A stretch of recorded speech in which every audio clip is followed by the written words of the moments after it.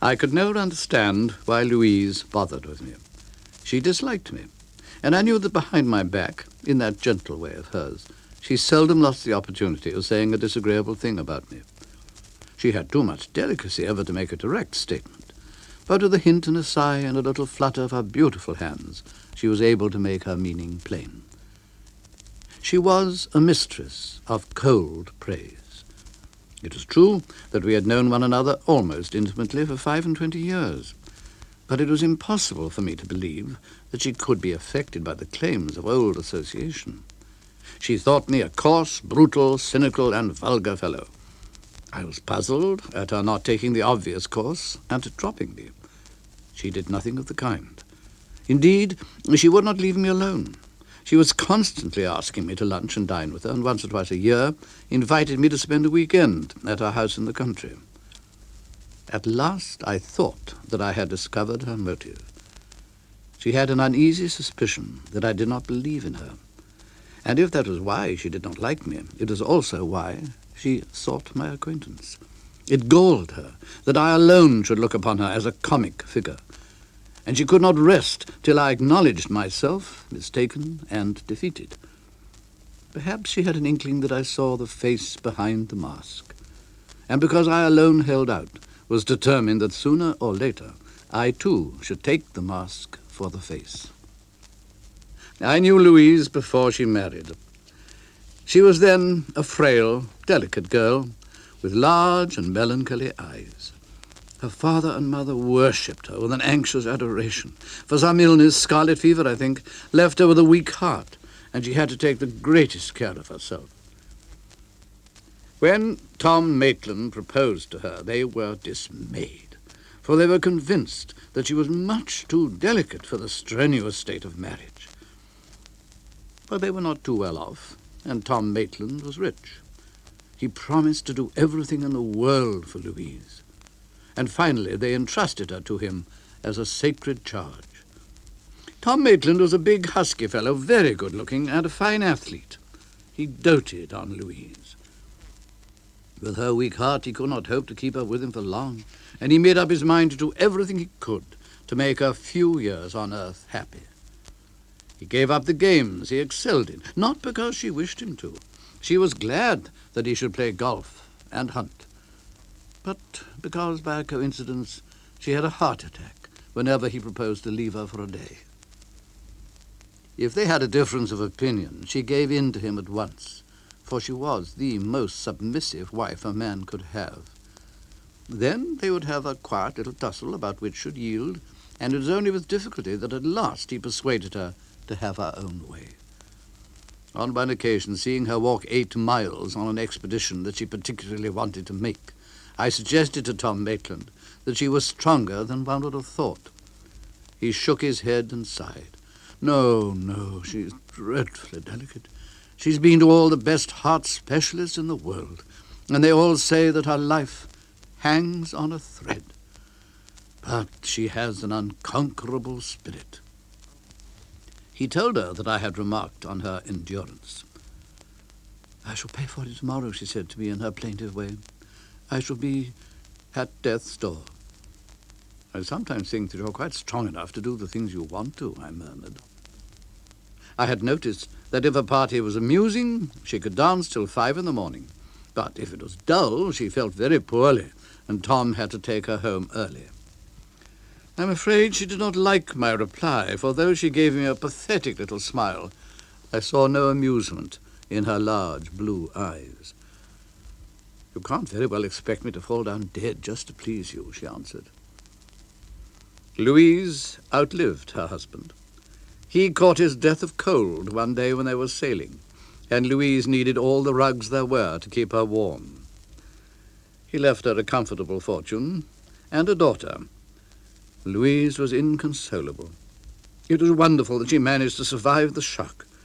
Her friends expected her speedily to follow poor Tom Maitland to the grave. Indeed, they already felt dreadfully sorry for Iris, her daughter, who would be left an orphan.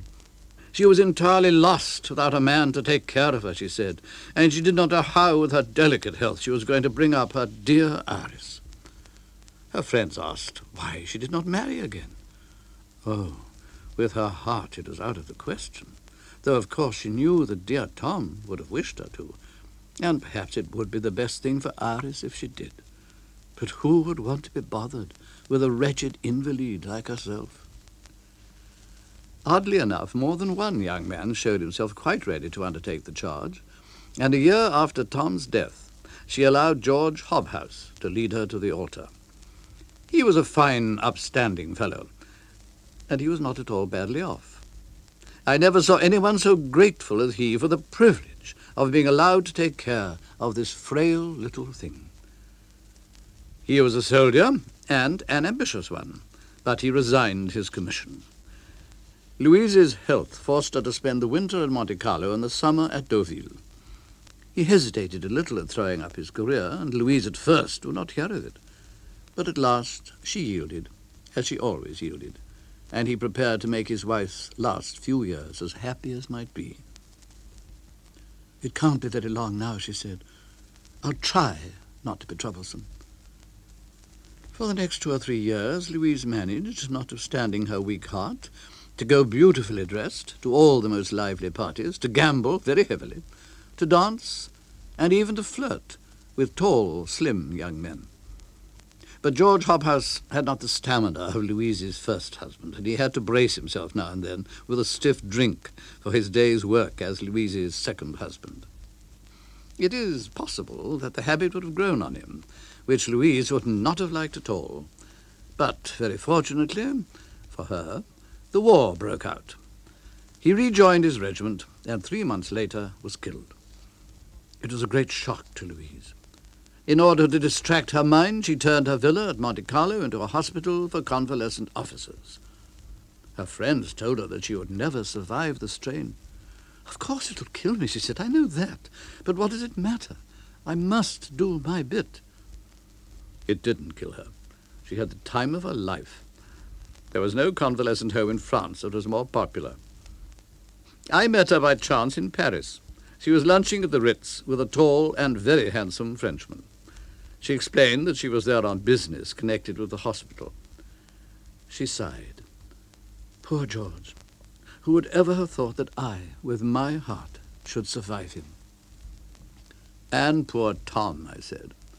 I don't know why she didn't like my saying that. "By the way, your heart's much better, isn't it?" "It'll never be better. I saw a specialist this morning, and he said I must be prepared for the worst." "Oh, well, you've been prepared for that for nearly 20 years now, haven't you?" When the war came to an end, Louise settled in London. She was now a woman of over 40, thin and frail still, with large eyes and pale cheeks, but she did not look a day more than 25. Iris, who had been at school and was now grown up, came to live with her. "She'll take care of me," said Louise. "Of course it'll be hard on her to live with such a great invalid as I am, but it can only be for such a little while. I'm sure she won't mind." Iris was a nice girl. She'd been brought up with the knowledge that her mother's health was precarious, and though Louise told her now that she would not hear of her sacrificing herself for a tiresome old woman, the girl simply would not listen. It wasn't a question of sacrificing herself. It was a happiness to do what she could for her poor dear mother. With a sigh, her mother let her do a great deal.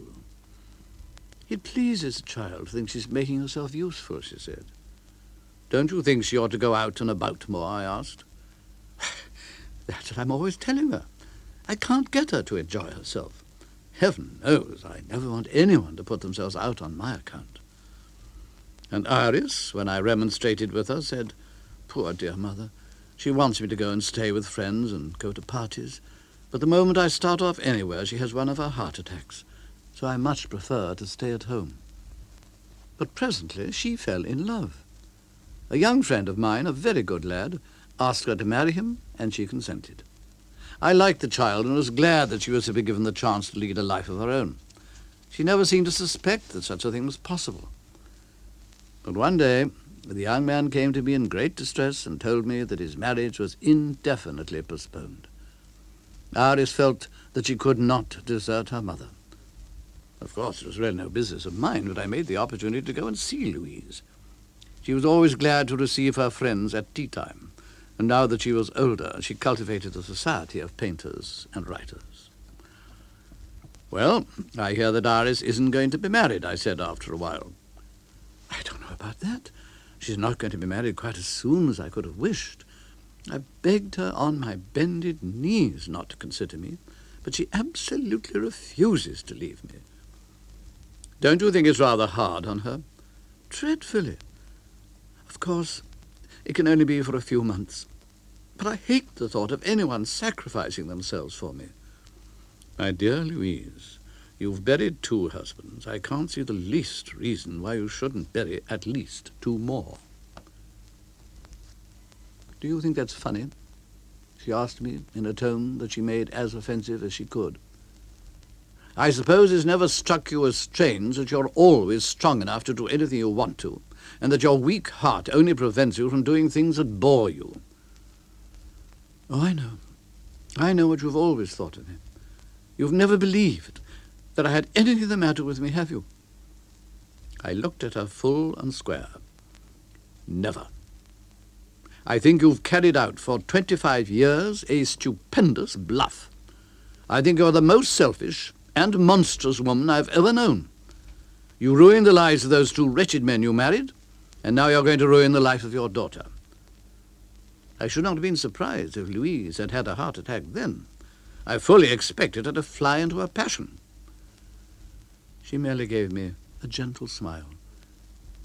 "My poor friend, one of these days you'll be so dreadfully sorry you said this to me." "Have you quite determined that Iris shall not marry this boy?" "I've begged her to marry him. I know it would kill me, but I don't mind. Nobody cares for me. I'm just a burden to everybody." "Did you tell her it would kill you?" "She made me." "As if anyone ever made you do anything that you were not yourself quite determined to do." "She can marry her young man tomorrow if she likes. If it kills me, it kills me." "Well, let's risk it, shall we?" "Haven't you got any compassion for me?" "One can't pity anyone who amuses one as much as you amuse me," I answered. A faint spot of colour appeared on Louise's pale cheeks, and though she smiled, still her eyes were hard and angry. "Iris shall marry in a month's time," she said, "and if anything happens to me, I hope you and she will be able to forgive yourselves." Louise was as good as her word. A date was fixed, a trousseau of great magnificence was ordered, and invitations were issued. Iris and the very good lad were radiant. On the wedding day, at 10 o'clock in the morning, Louise, that devilish woman, had one of her heart attacks and died. She died gently forgiving Iris for having killed her.